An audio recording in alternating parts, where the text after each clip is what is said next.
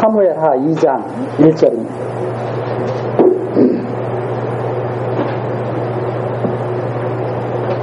사무엘하 2장 1절입니다. 그 후에 다윗이 여호와께 물어 가로되 내가 유다 한 성으로 올라가리이까 여호와께서 가라사대 올라가라. 다윗이 가로되 어디로 가리이까 가라사대 헤브론으로 갈지니라. 다윗이 그 두 아내 이스라엘 여인 아히노암과 갈멜 사람 나발의 아내 되었던 아비가일을 데리고 그리로 올라갈 때 또 자기와 함께한 종자들과 그들의 권속들을 다 데리고 올라가서 헤브론 갑성에 거하게 하니라. 유다 사람들이 와서 거기서 다윗에게 기름을 부어 유다 족속의 왕을 삼았더라. 이번 시간에는 다윗이 이스라엘 왕으로 세워지는 그런 역사를 살펴보면서 하나님의 섭리에 대해서 우리들이 같이 생각해 보도록 하겠습니다. 사울과 요나단이 블레셋과의 전쟁에서 패하고 죽음을 맞이하게 됐습니다. 그 후에 다윗이 여호와께 물어서 내가 어디로 가면 좋겠습니까? 하고 물어보니까 여호와께서 헤브론으로 가라고 말씀하시죠. 여기에 이것을 기록해 놓은 것은 다윗이 여호와의 인도함을 받고 있다고 하는 것을 밝혀주기 위한 것입니다. 다윗이 자기 마음대로 길을 가는 것이 아니라 여호와의 인도함을 받고 있다고 하는 것을 밝혀주기 위해서 이 내용을 기록했는데 여호와께서 명하신 그 길을 가서 결국 유다의 왕이 됐습니다. 유다의 왕이 됐는데 문제는 아직 다윗이 온 이스라엘의 왕이 되지는 못했다는 뜻입니다. 그것이 어디에 나와 있냐면 2장 8절에 나와 있습니다. 2장 8절 사울의 군장 넬의 아들 아브넬이 이미 사울의 아들 이스보셋을 데리고 마하나임으로 건너가서 길르앗과 아술과 이스라엘과 에브라임과 베냐민과 온 이스라엘의 왕을 삼았더라. 왕을 삼았더라. 사울의 아들 이스보셋이 비로소 이스라엘 왕이 될 때 나이 40세며 9해 동안 위에 있습니다. 유다 족속은 다윗을 따르니 다윗이 헤브론에서 유다 족속의 왕이 된 날수는 7해 6달이더라. 자, 나라가 사울과 요나단이 죽고 난 이후에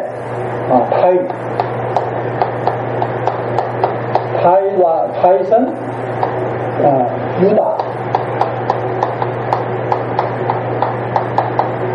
유다 지파의 왕이 됐다. 그 다음 사울의 아들 이스보셋, 사울이 죽고 그 아들 이스보셋,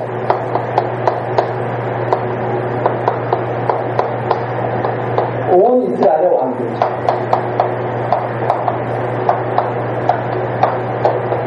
이렇게 나라가 이렇게 지금 나눠져 있는 이 상태가 됐습니다. 이스보셋은 온 이스라엘의 왕이 됐습니다. 자, 이 상태에서 하나님께서 이제 다윗을 온 이스라엘의 왕으로 세우시는 그런 과정이 쭉 나와 있습니다. 3장 1절에 보면 사울의 집과 다윗의 집 사이에 전쟁이 오래매 다윗은 점점 강하여 가고 사울의 집은 점점 약하여 간다. 그런데 이 이스보셋은 사울의 아들이었고 사울은 온 이스라엘 왕이었죠. 그리고 온 이스라엘의 왕이 됐는데 여기는 점점 약해져 가요.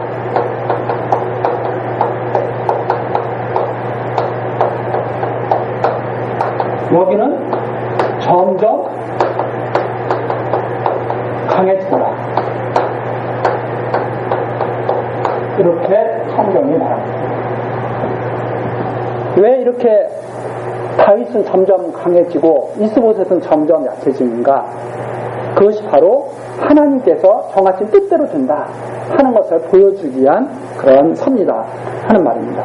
그래서 점점 다윗은 강해져가고 이스보셋은 점점 약해져 가는데 이 이스보셋에게는 군장이 있어요. 이 군장이 누구냐면 아브넬입니다. 여기 군장은 그 당시에는 요압. 전쟁을 책임지는 장군들이죠. 전쟁을 책임지는 장군들인데 이 아브넬도 뛰어난 장수입니다. 요압도 뛰어난 장수죠. 그런데 이 아브넬이 점점 다윗은 강해지고 이 사울 집은 점점 약해지는 것을 보고 이 아브넬이 그렇게 생각합니다. 아, 다윗과 합해야 되겠구나. 다윗과 합해야 되겠구나. 이렇게 생각을 해서 아브넬이 다윗에게 도움이 되겠다. 그러니까 이스보셋을 사울의 나라를 다 다윗에게 넘기겠다고 약속을 하게 되죠. 그것이 바로 3장 17절서부터 나왔습니다. 3장 17절. 대세가 기울어가는 거죠. 대세가. 그렇죠? 그래서 3장 17절. 아브넬이 이스라엘 장로들에게 말하여 가로되 너희가 여러 번 다윗으로 너희 임금 삼기를 구하였으니 이제 그대로 하라.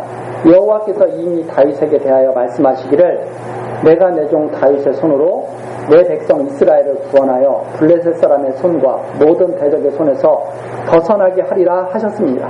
하나님의 뜻이 다윗이 이스라엘 왕이 되는 것이 하나님의 뜻이니까 우리 그렇게 하자 하고 이제 아브넬이 앞장서서 백성들을 설득하기 시작하죠.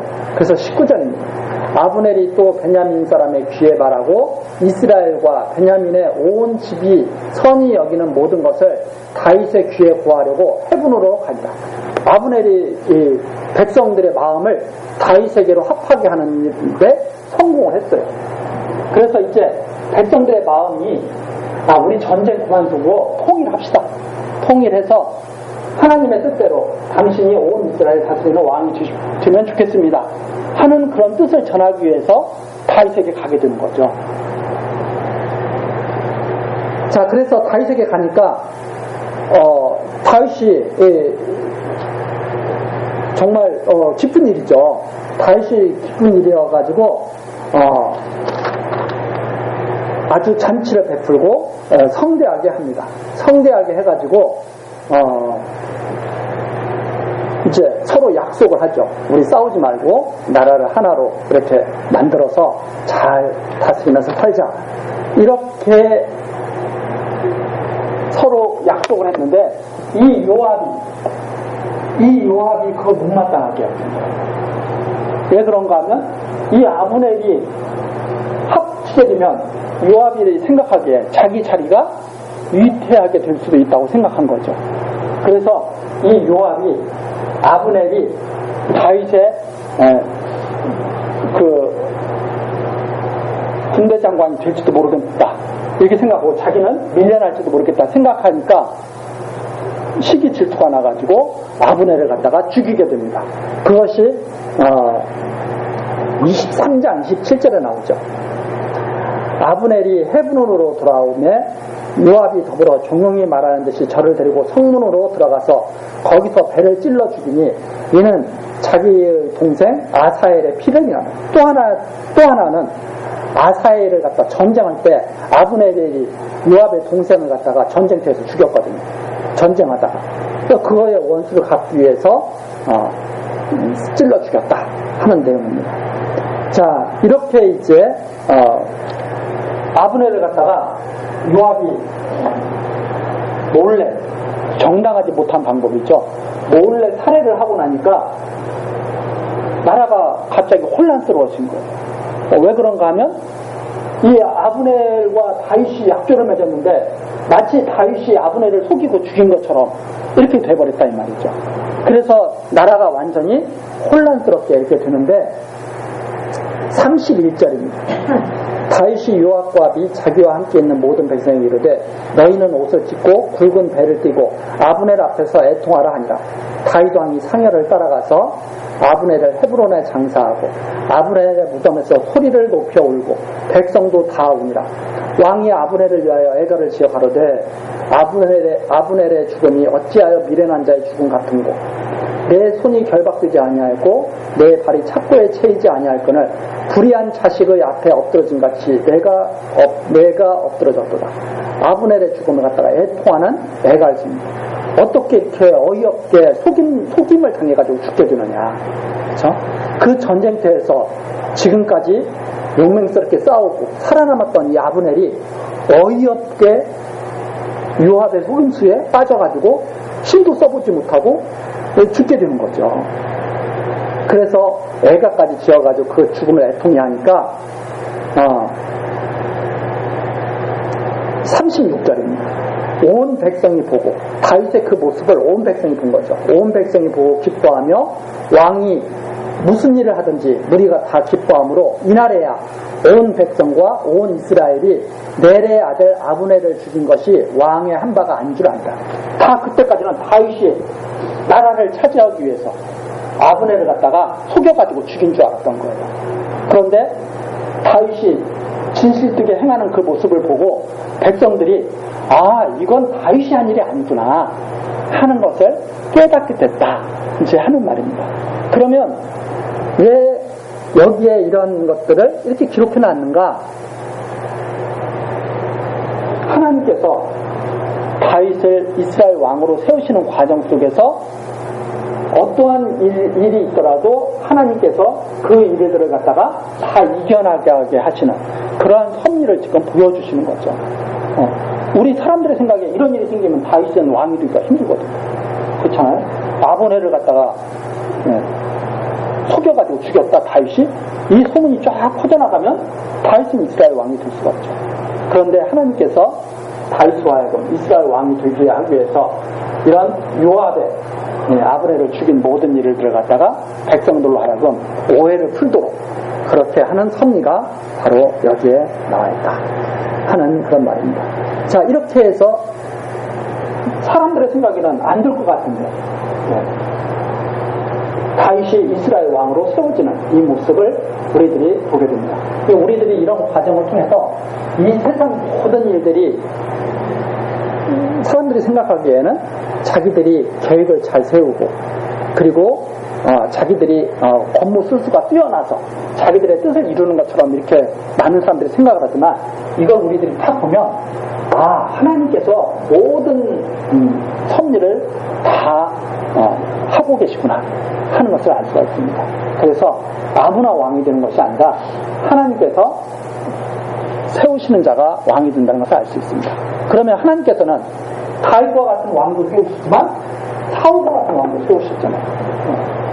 그래서 이 세상에 세워지는 모든 권세자, 왕들이 다 선한 왕이 아닙니다. 다윗과 같은 이런 왕을 세우시기도 하고 때로는 악한 왕을 세우시기도 하죠. 하나님께서 그럼 왜 그렇게 섭리를 하시는가?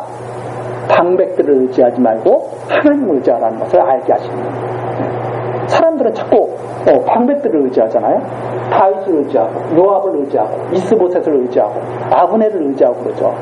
그러나 아브넬이 자기의 뜻을 이루지 못하고 죽잖아요. 어이없게. 다윗이 지금 애통한 대로 그 치열한 전쟁에서도 살아남았던 아브넬이 어이없이 죽음을 당하죠. 그렇죠. 보십시오. 요압 의지할 만한 사람이 아니잖아요. 아주 교활하게 속여가지고 살해를 하잖아요. 이런 사람들을 사람들이 다 의지하고 사는 거죠. 세상에서는 하나님을 모르면. 그렇지 않습니다. 하나님께서 다윗을 세우신 것은 다윗을 의지하라는 것이 아니라 장차 다윗과 같은 왕으로 참왕으로 오실 하나님의 아들 그리스도를 의지하고 살라고 하는 그러한 계시로서의 지금 하나님께서 섭리를 우리에게 보여주고 있는 거예요. 그래서 이것을 보고 사람을 의지하는 게 아니라 방백을 의지하는 게 아니라 하나님을 의지하라.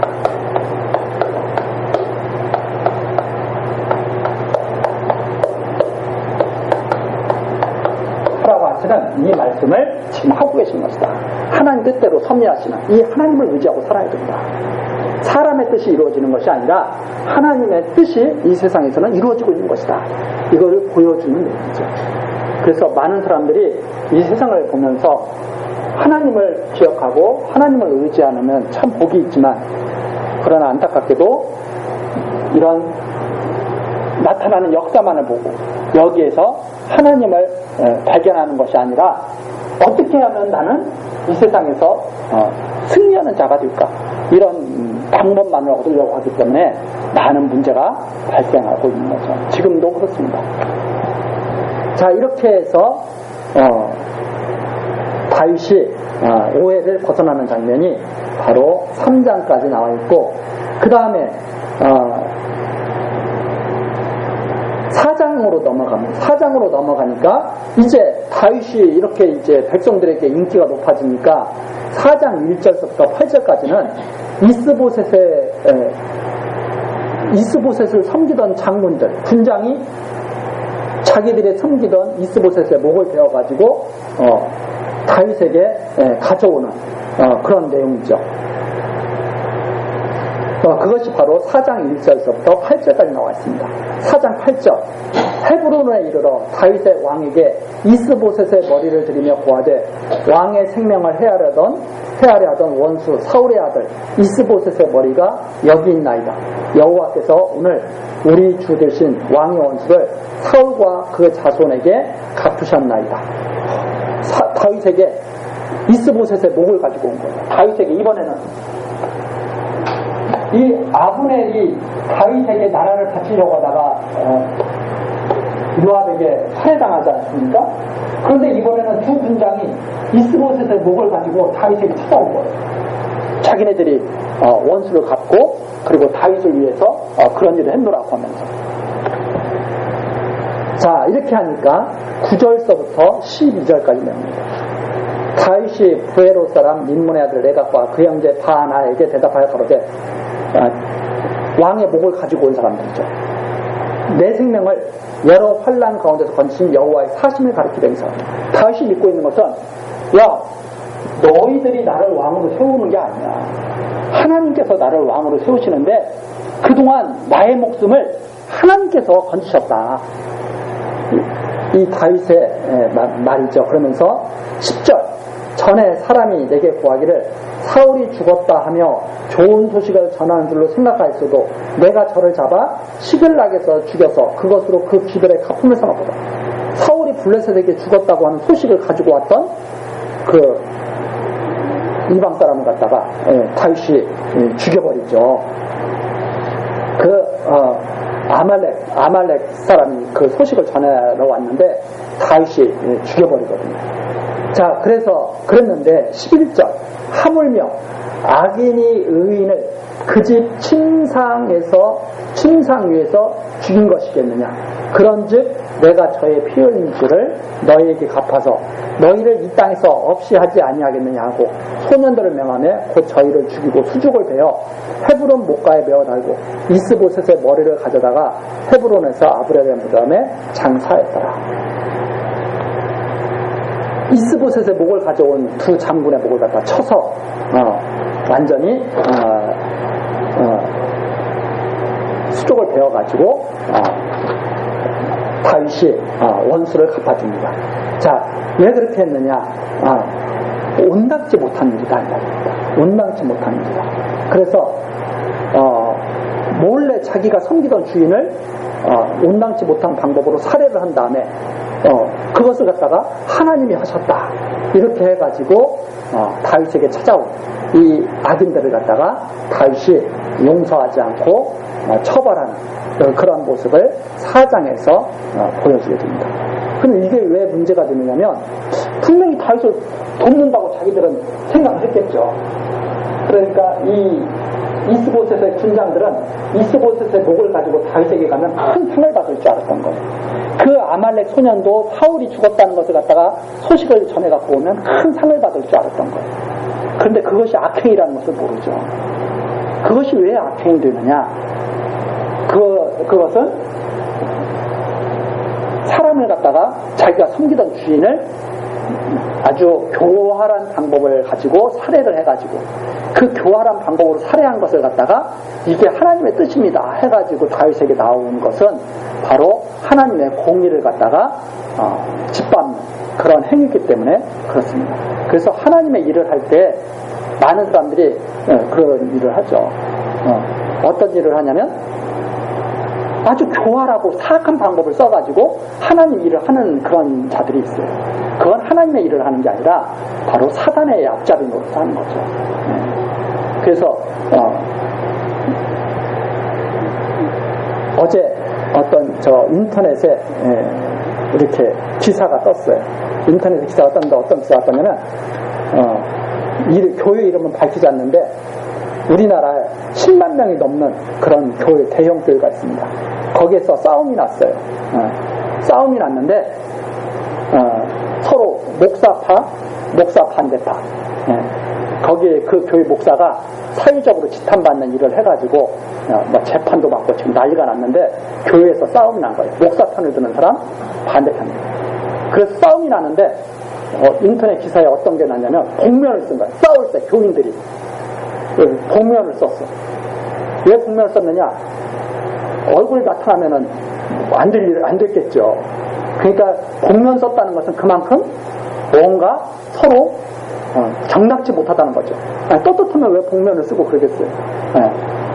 아니면 사람의 눈이 무서웠거나 복면을 쓰고 막 교인들끼리 끌어내고 난리가 나가지고 인터넷 기사가 딱 났는데 기독교에 관한 그런 기사이기 때문에 제가 이렇게 읽어보고 댓글을 한번 이렇게 봤습니다. 그 댓글에 보면은 많은 사람들이 뭐 이렇게 추천하는 순서가 이렇게 나 있잖아요. 우선 순위에 어떤 사람이 그렇게 댓글을 썼어요. 내가 교회 다니지 않는다는 게 너무나 자랑스럽다. 거기에 사람들이 막 그걸 보면서 마음이 정말 씁쓸했어요. 교회 다니지 않는 것이 이렇게 자랑스러운 세상이 됐구나. 교회를 하면서 교회를 사랑하면서 복면 쓰고 서로 끌어내고 막 그걸 갖다가 기사화되고 세상 사람들은 내가 교회 다니지 않는다는 것이 이렇게 자랑스러운지 몰랐다 쓰고 많은 사람들이 거기에 박수를 치고 그런 속에서 우리들이 살아갑니다. 왜 교회가 그 모양이 됐느냐? 하나님의 뜻이 무엇인지를 그리고 하나님의 일을 한다고 그러면서 복면 쓰고 일을 하고 그런 사악한 세상에서 우리들이 이런 진리를 갖다가 지키고 있다고 하는 것은 정말 엄청난 하나님께서 우리에게 주시는 자비로우십니다. 자, 바로 하나님 일을 하는 사람들이 자기 주인을 갖다가 몰래 목을 베어가지고 다윗에게 갖고 와가지고 상달라고 이런 사악한 이런 모습을 다윗이 용납하지 않고 그대로 처벌하는 내용이 4장에 나와 있고 그렇게 해서 다윗이 이스라엘의 왕이 되게 됩니다. 5장 1절서부터 3절이죠. 이스라엘 모든 지파가 헤브론에 이르러 다윗에게 나와 말하여 가로되 보소서 우리는 왕의 고륙입니다. 전일 곧 사울이 우리의 왕이 되었을 때에도 이스라엘을 거느려 출입하게 한 자는 왕이셨고 여호와께서도 왕에게 말씀하시기를 내가 내 백성 이스라엘의 목자가 되며 이스라엘의 주권자가 되리라 하셨나이다 하니라. 이에 이스라엘 모든 장로가 헤브론에 이르러 왕에게 나오매 다윗 왕이 헤브론에서 여호와 앞에서 저희와 언약을 세우매 저희가 다윗에게 기름을 부어 이스라엘 왕을 삼으니라.